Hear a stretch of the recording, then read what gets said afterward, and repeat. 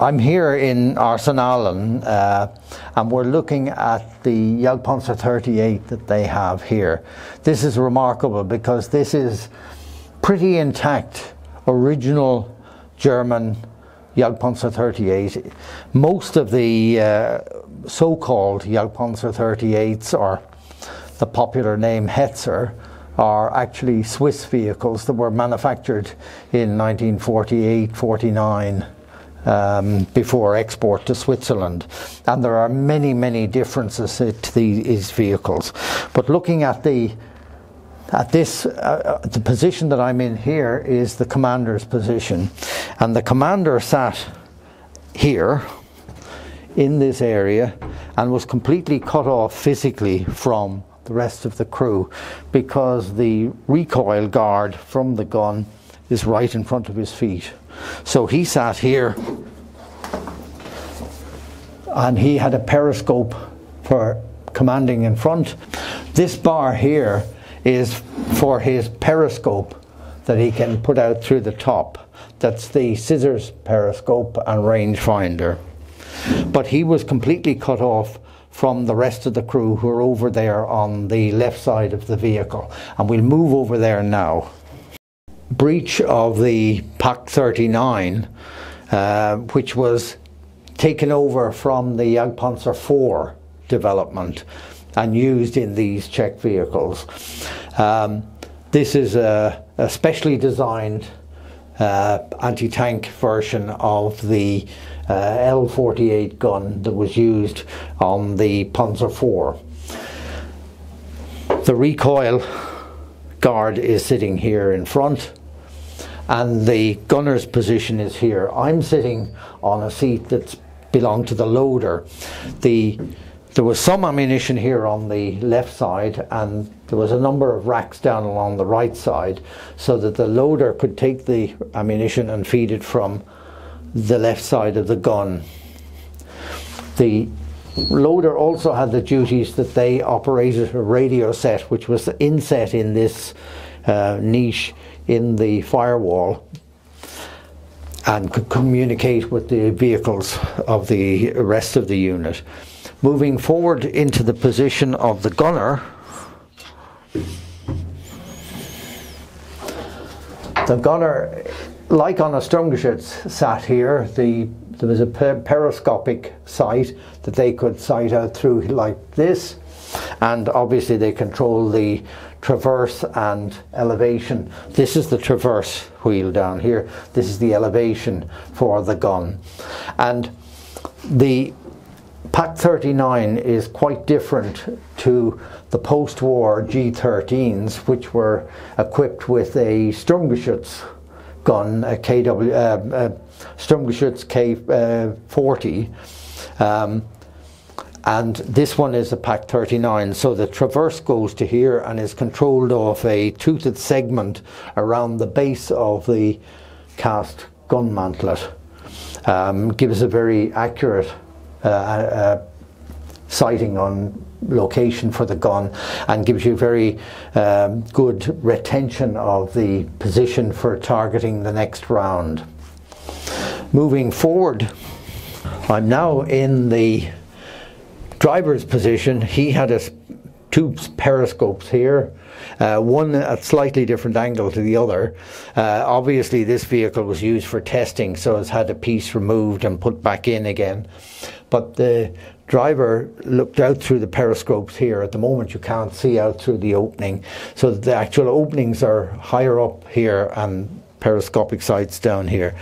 His instrument panel was here, the gearbox is here, and his controls are on either side, giving him an ability to steer the vehicle.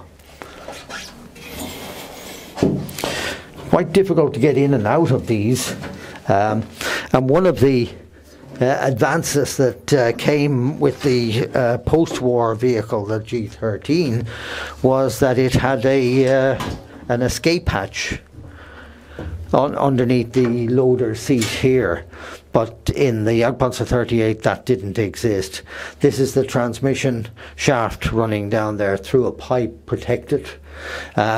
So very clever use of small space for such a powerful gun, and but very cramped from a crew point of view. But the crew would have, as an improvement over the Marder that we talked about also at Arsenalen, it's an open top vehicle. This is closed in, has much thicker armour on the front, and gives the crew a much better situation. Now these vehicles came about as a result of the virtual destruction of the Alket plant in Berlin by bombing at the end of '43. The Allies secured almost direct hits and destroyed the halls where the Sturmgeschütz was manufactured, and at that time the Sturmgeschütz was providing an absolutely primary purpose in fighting the opposing tank and armoured forces. So there was 3 measures brought in to deal with that destruction of the main producer of Sturmgeschütz. One was that Krupp in gruesome work in Magdeburg converted their Panzer IV production into Sturmgeschütz production.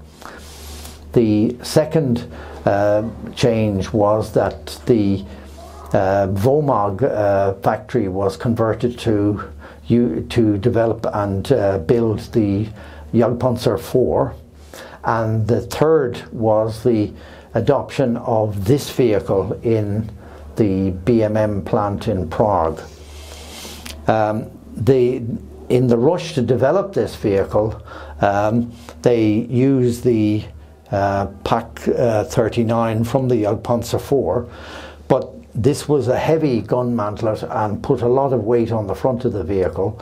This was improved over time. They reduced the thickness of the side armour on the gun mantlet and got the weight of the vehicle down and increased the springing at the front of the vehicle.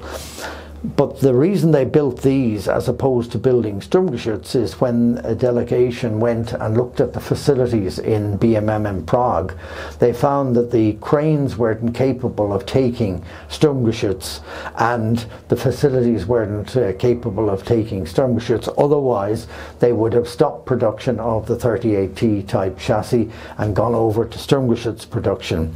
Subsequently, in September of 1944, the production at Skoda came online, initially producing Jagdpanzer 38 in the Pilsen factory, but by 1945 they were also producing a proportion of the Jagdpanzer 38s in their subsidiary works at Königgrätz.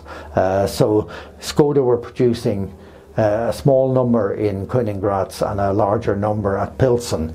So there was 3 plants producing these. So close on 3,000 of them got built between beginning March of 44 through to May of 45. One of the remarkable things about this exhibit in Arsenalen is it's quite original. Many of the original markings are still in place wherever they haven't been worn off. For example, here to the right of the gun, this bracket here is for holding a Wischstange, which was the cleaning device, and the text Wischstange is still intact there.